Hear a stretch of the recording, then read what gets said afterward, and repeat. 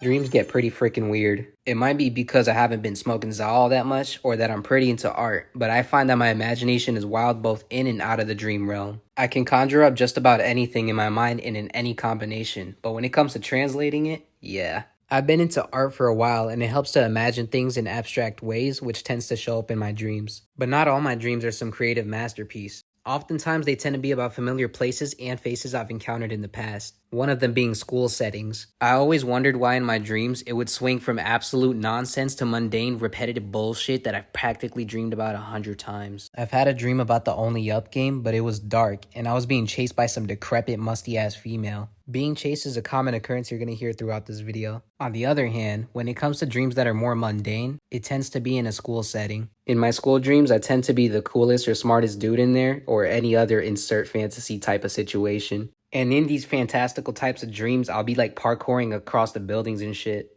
Friendships that were never really that deep IRL tend to be some of the most intimate in my dreams. Recently, I had a dream where I was at a family gathering party and there was this girl who took interest in me and she asked me to cuddle her. So we do, and I start waking up and realize that I'm legit hugging my pillow in the same position. I imagine that it's a projection of mine which says I crave affection, or at least that's what ChatGPT told me. I'm pretty into spiritual stuff like quantum entanglement, vibration, torsion fields, telepathy.